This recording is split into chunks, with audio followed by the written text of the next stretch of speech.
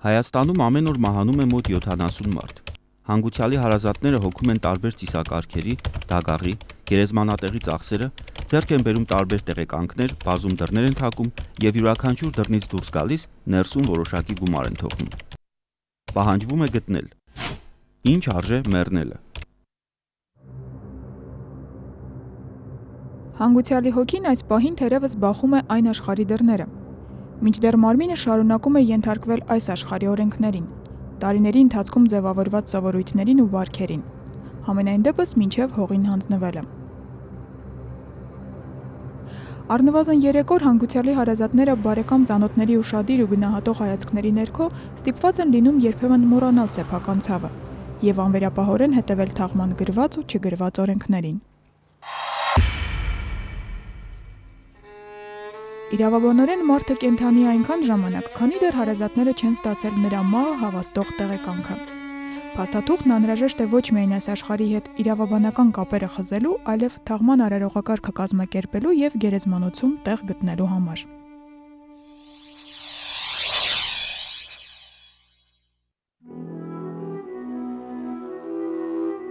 Մահը հավաստող տեղեկանքը տրամադրում են կամ տարածքային պոլիկլինիկաները, կամ շտապօգնության աշխատակիցները, որոնց ներկայությամբ մահացել է մարդը, կամ էլ հիվանդանոցների բժիշկները։ Վարակիչ հիվանդությունների կասկածի, հանկարծամահության, շուրջ ծննդյան փուլում մահանալու, մահացածի անձը չճանաչելու կամ քրեական տարրերի կասկածի դեպքերում բժիշկները տեղեկանքը վավերացնում են դիահերձումից հետո միայն։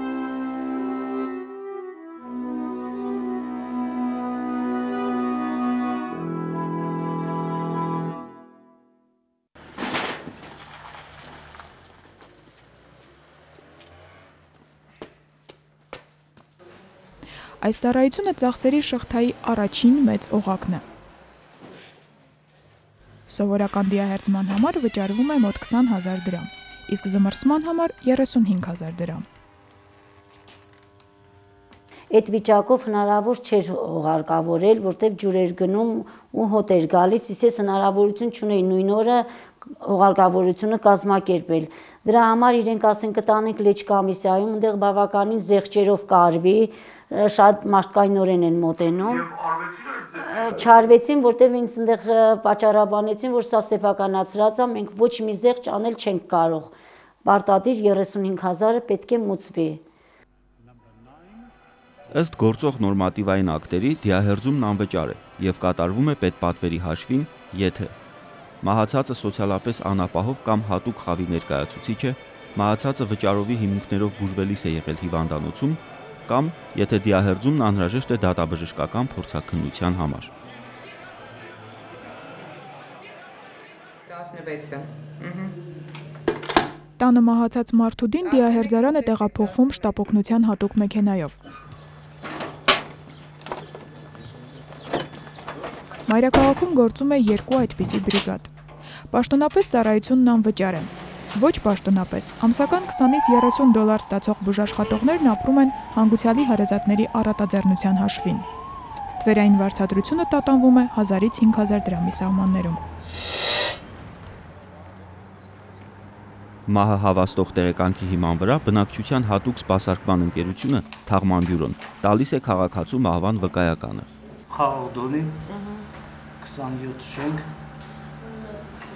մատուցում ենք բազմատեսակ ծառայություններ։ Ցանկը 14 պունկտից է կազմված։ Այսինքն դագաղ կարող ենք հատկացնել, լուսանկարի մեծացում հանգուցյալի, ծածկոց, որը տեղադրվում է դագաղի մեջ, դիատար մեքենաների տարբեր տեսակներ, գազել, երազ, պազ եւ այլն։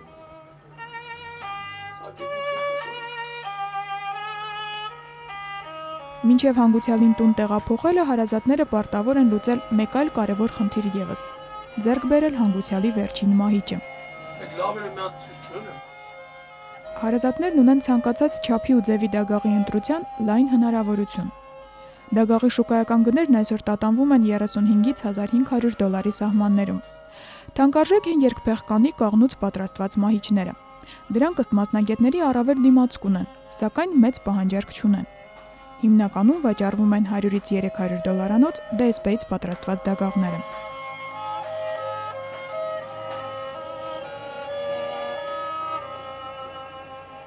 ըստ հաճախորդի պատվերի։ Դագաղը կա 20-ից մինչև ասեք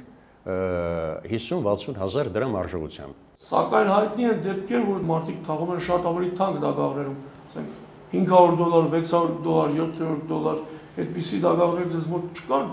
Մեզ մոտ է սորվա դրությամբ չունենք այդքան բարձր գին։ Իսկ եթե քաղաքացին ցանկանում է $500 կամ $1000 դագաղ ձեռք բերի,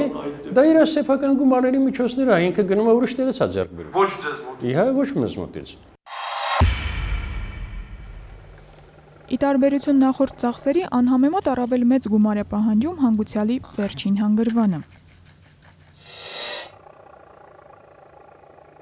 Համաձայն հայկական ՍՍՀ Մինիստրների Սովետի 1975 թվականի 444 որոշման, գերեզմանատանը հուղարկավորության համար տարածքը տրվում է անվճար։ Պատմական այս որոշումը 15 տարի խախտվել է Սովետական Հայաստանում, եւ արդեն 15 տարի էլ չի գործում անկախացած Հայաստանում։ Սակավահող մեր երկրում գերեզմանոցի 10 քառակուսի մետրը միշտ էլ մեծ գին է ունեցել։ Անցած տարի հուլիսին հորքրս մահացավ, տունը գտնվում մեր Երևանի, որոշեցինք, որ ամենամոտիկը Սովետ աշխենի գերեզմանոցն է, այնտեղ թաղենք։ Գնացինք տնօրենի մոտ, խոսացինք, ասաց տեղ չկա, գերեզմանոց փագա։ Մի քիչ ճանաչումից հետո անհայտ ասաց $300, տակ հնարավոր է։ Ձեր ընդամենը այդ րոպեն $50 էր, ասես թե գերեզմանից կողքը, տարածքի կողքը, ընդեր կարող եմ տեղ տալ։ Ինչ իմաստով տարածքի կողքը։ Գերեզմանոց տարածք ունեն փորձուրով, չէ, բոլոր գերեզմանոցները։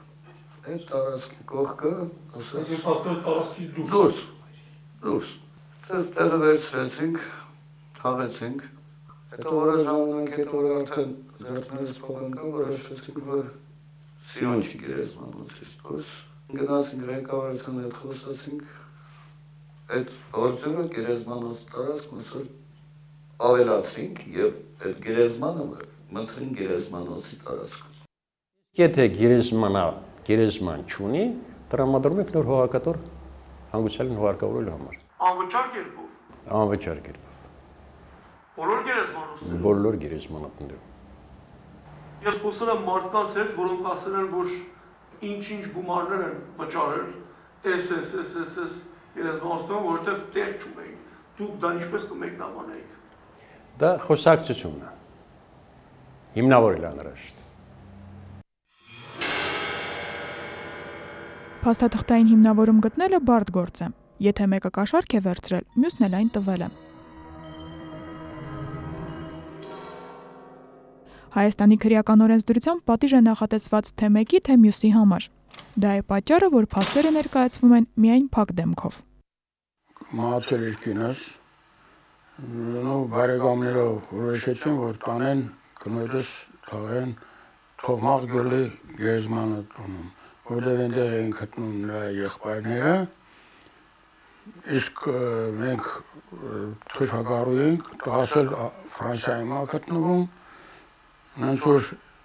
ինչ-որ որոշեցին նրանք, այդպես էլ եղավ, բայց գնացել էին այնտեղ ինչ-որ մի հասակավոր կին էր եղել, մի հատ տղամարդ, որի հետ բանակցություններ էին վարել, որ տեղ չկա, այս այնա, վերջը տարել էր վերևը ինչ-որ մի տեղ էր ցույց տվել, $2000 փող էր ուզել տեղի մար։ Ու տվել էին եկան թաղման արարողության համար խաբար արեցինք, տղայիս ուղարկեց փող $3000։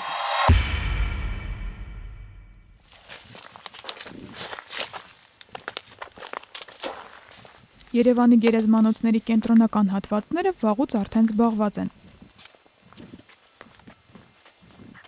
Այստեղի յուրաքանչյուր թիզը տասնյակ հազար դրամներ արժե։ 7-ին գնացինք, մի ծանոթ պատահեց ներքևն էր, մեր քաղաքներից, նա հարցրեց, ինչա թե ասում այդ նավղին ենք, եղբորս ենք երեք բերի թաղը, ասի հետաքրքրվեցի, թե ինչքան եք, ասեց, թե 6000 տեղի համար։ Դոլար։ Այսօր Երևանի բոլոր գերեզմանատները միասին զբաղեցնում են մոտ 430 հեկտար մակերես։ Դա ավելի մեծ տարածք է, քան Էրեբունի եւ Շենգավիթ համայնքները միասին վերցրած։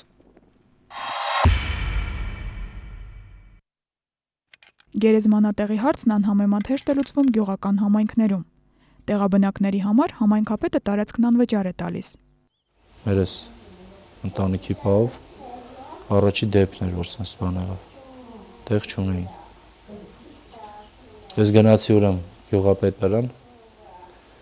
հաջորդ օրը մահվանից հետո գնացի մեր Պետրոսյանին խնդրեցի, ասի Պետրոսյան, sense բան եղավ, խնդրել է որն ասին, բացատրին, որ դժբախտություն կա տունս, ասաց եղավ,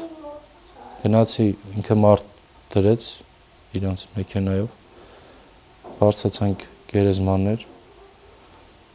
ընդեղի աշխատողներին էլ ասին, տեղ հատկացրին եւ այս ամեն ինչը ոնց որ պետք էր եղավ։ Տեղի համար տեղը ձեզ անվճար է հատկացվում։ Անպայման վճարումն էր։ Ես գյուղի բնակիչ եմ ես։ Ես գյուղի բնակիչ եմ, ինձ տեղը ձրի է։ Նրանք, ովքեր տեղի բնակիչ չեն, բայց ուզում են իրենց մահացած հարազատին թաղել գյուղի գերեզմանատանը, պետք է վճարեն։ Վճարն ավելի քիչ է, քան Երևանի գերեզմանոցներում։ Մայրս մահացավ 3 տարի առաջ։ Մենք ապրում ենք Նորքի 2-րդ զանգվածում եւ փաստորեն ամենամոտ գերեզմանոցը Ջրվեժն էր։ Մարդիկ ասում են Ջրվեժի կոոպերատիվ գերեզմանոցը։ Լսել ենք, որ այդ գերեզմանոցում կարող ենք տեղը ավելի մաչելի գնով վերցնել ու մեր մի հատ լավ ծանոթը մեզ օգնեց եւ 400-անոց տեղը արել ենք $200։ Թաղման ծախսերի մյուս հոդվածը դիակարգն է։ Այս պարագայում էլ մահացածի հարազատները մեծ ընտրություն ունեն։ Դիատար ավտոմեքենան գազել 15,000, երազ ավտոմեքենան 8,000, բազ ավտոբուսը, որ կարող ենք տրամադրել 10,000 դրամ։ Եթե քաղաքացին ցանկանում է եւ դիմում է մեզ Cadillac ավտոմեքենայով տանի հանգուցյալի դիակը, այդ դեպքում մենք կարող ենք օգնել քաղաքացուն, որպեսզի Cadillac ձեռք բերի։ Երևանի կենտրոնական մասում կայանված Cadillac մակնիշի դիատարների տերերի հավաստմամբ շքեղ մեքենայով տնից գերեզմանատուն տեղափոխելը այսօր արժե մոտ 25,000 դրամ։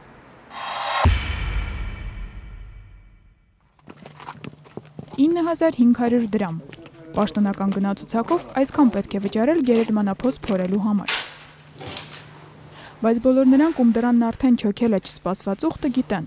որ բացի պետական գնից գերեզմանափորին պետք է նաև սեփական գին վճարել։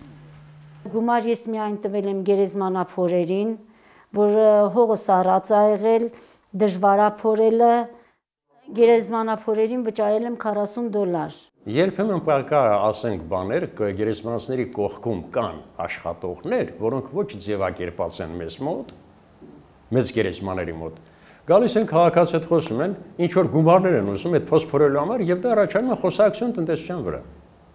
Իհարկե նման տիպի խոսակցություններից խուսափելու եւ նման տիպի արգելք հանդիսանալու, նման աշխատանքները կանոնակարգելու համար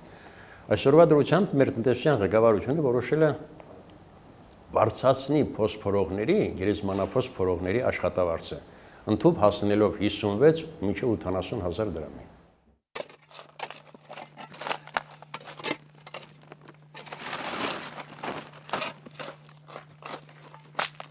Ստեղ ընդհանրապես այնքան դժվար է քանդվել, վախտին ստեղ տրակցրել են, հիմա ձեռով են քանդում, էլի։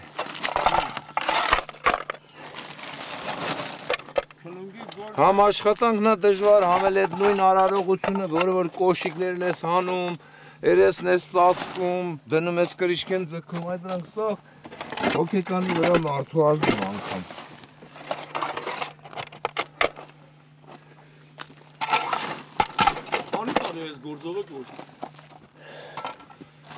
Օնիկը մի Ես ողորմածի հետ 7 տարի աշխատել եմ։ 38-40 տարի օնիկնա, 20 տարի էլ մենք։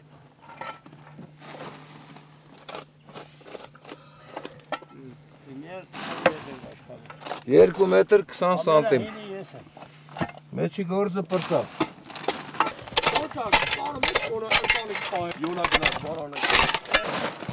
Եթե ասենք խոսքի օրինակ թաղումի տերերից որևէ մեկը ինչ որ խիղճ ունենա կամ ոչ թե խղճի, այլ ցանկություն ունենա,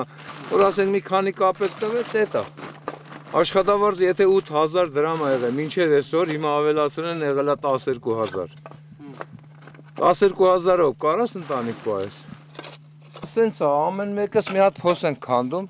Եթե 5000 են տալի, էլի Աստված իրանց առողջություն տա։ Քիչ են տալի իրանց։ Քիչ են տալի, էլի Աստված իրանց հետ։ Մենք ոչ մի հարց ու պատասխան մենք իրանց հետ հնարավոր էլ չի որ անենք։ Բերեք, էլ մեշոկ կա, բերեք մի հատ էլ լցենք։ Մեր սավազները ուզում եք արեք մի քիչ կրենք ընդել։ Այս դեպքում կրկին գյուղական շրջանները շահեկանորեն տարբերվում են մայրաքաղաքից։ Գերեզմանափորներին այստեղ վճարում են մի քանի հազար դրամ, կամ մի քանի շիշ օղի, կամ բոլորովին չեն վճարում։ Հանգուցյալի ընկեր բարեկամներն են փորում փոսը։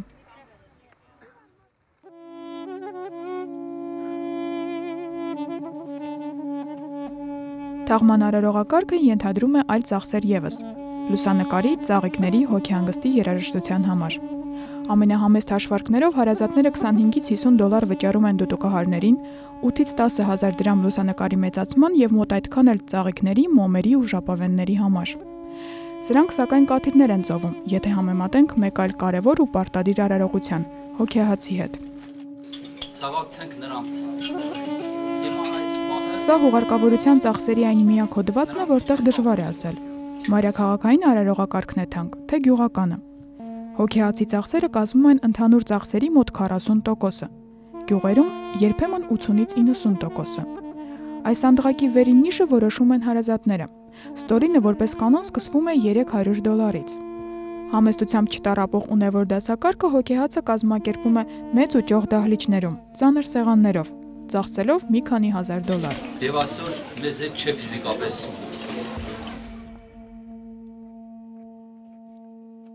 Բոլորովին այլ ծայրահեղություն է ստացվում, երբ անհնարին է լինում պարզել հանգուցյալի ինքնությունը, կամ երբ մահացածը չի ունենում որևէ մտերիմ մարդ, ով կարող է հոգալ թաղման ծախսերը։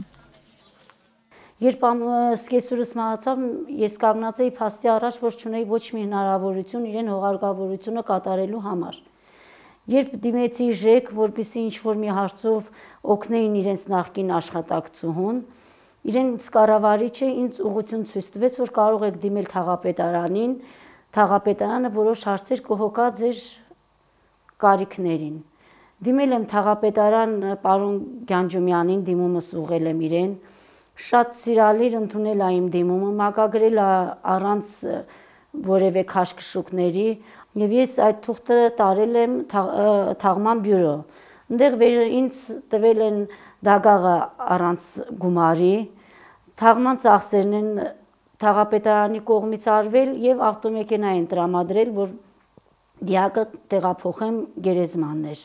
Ամսվա կտրվածքով ներկայացվում է թաղային համայնքին հաշիվ կատարված ծախսերի մասին եւ արդեն փոխադարձ կապը կա, տեղյակ ենք թե քանի նամակ ենք մենք ուղղել իրենց համապատասխան հաշիվ գալիս եւ փոխանցում ենք։ Պրոբլեմ չի եղել այսքան ժամանակ, կարծում եմ չի լինի։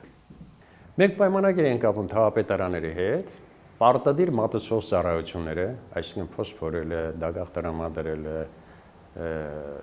մետաղական ցուցանակ դնելը, ավտոմեքենա տրամադրելը, դա հաշվարկված է 44000 դրամ։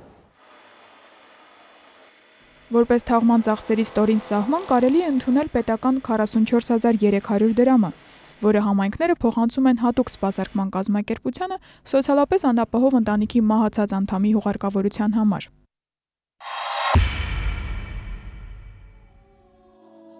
Վերջին տարիներին հուղարկավորության պարտադիր մասնակից է դառնում հոգևորականը։ Մարդիկ սովորաբար քահանային վճարում են 10-ից 20000 դրամ։ Երբեք եկեղեցին խնդիր չունեցել, որ թաղումը պիտի անպայման վճարվի կամ վարձատրվի։ Ուղղակի սովորություն է մեր ժողովրդի մեջ, ցանկացած իսական արարողությունից հետո մարդիկ ինչ-որ գումար են տալիս քահանային, բայց չի գրված, որ ոչ պիտի վճարի եւ ոչ էլ պիտի վճարի, այսինքն կարող են, եթե չվճարեն, չի նշանակում, որ մենք խորհուրդը կամ կարգը պիտի չկատարենք։ Այսքանով փակվում է հանգուցյալին հողին հանձնելու բազմօղակ արարողակարգի շղթան, բայց ծախսերը շարունակվում են հոգեհացից ու նույնիսկ 40-ից հետո։ Հուղարկավորությունից որոշ ժամանակ անց հարազատները սկսում են մտածել գերեզմանի բարեկարգման ու կառուցապատման մասին։ Ամենահամեստ ծալիկն արժե մի քանի տասնյակ հազար դրամ։ Քիչ թե շատ պատշաճ տապանակարը, ասենք բազալտից, $300, նույն բայց արդեն փայլեցված տապանակարը մոտ $500։ Ավելի թանկ են մարմարե ծալիկն ու տապանակարը։ Դե իսկ դեպի երկինք ձգվող արձանները կարող են հիրավի տիեզերական արժեք ունենալ։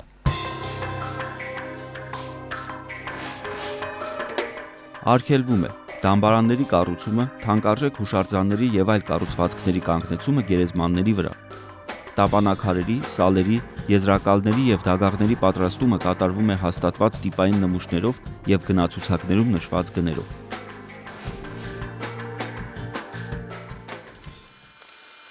Ոլորտը կարգավորող ըստ էության միակ նորմատիվային ակտը, սակայն կենդանի ու գործուն է թերևս այնքան, որքան սովետական Հայաստանի մինիստրների խորհուրդը։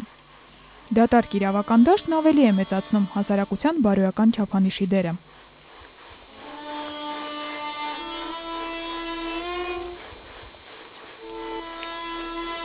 Ցավոք ես ինքս էլ գիտեմ ընտանիքներ, որոնք որ նյութապես շատ ապահով վիճակի մեջ չեն, բայց մի տեսակ հասարակության ազգականներին, բարեկամներին շրջապատին ցույց տալու համար, որ իրենց համար ես նջացյալը շատ հարգելի, շատ սիրված մարդ եղել, ֆանտաստիկ գումարներ են պարտվեցնում ունևորներից։ Մարդիկ, որոնք բոլորովին ի վիճակի չեն, բայց անում են, եւ նրանք էլ ովքեր ի վիճակի են, չափից ավելի, ասինքն ոչ հայավարի են իրենց պահում։ Դարեր շարունակ հայ մարդը միշտ զուսպ է ապրել, համեստ է ապրել իր քրտինքով, իր չարչարանքով եւ չեմ կարծում, որ նախկինում հոգեհանգիստները այսպիսի շռայլ տեսք են ունեցել, ինչպես հիմա որոշ մարդիկ իրենց կարող են թույլ տալ։ Եթե դուք գնաք մի որևիցե 5 յուղի գերեզմաններ, այնտեղ դուք ուղղակի լավ կզգաք, որ բոլորը հավասարաչափ խաչքարերով, տապանակարերով։ Իսկ այսօր եւ գիշերներ եթե գնաք չեք վախենա, բայց եթե այսօր դուք գնաք մեր հասարակական մի որևիցե գերեզմանատուն կվախենաք։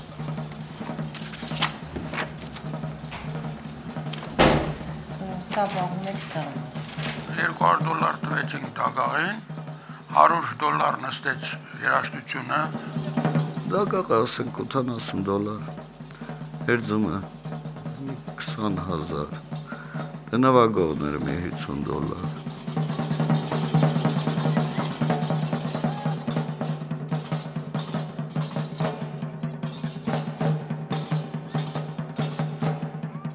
Եթե փորձենք պարզ թվաբանական վերջնահաշվարկ անել, կստանանք առաջադրված խնդրի պատասխանը Հայաստանում ապրող միջին վիճակագրական ընտանիքի համար։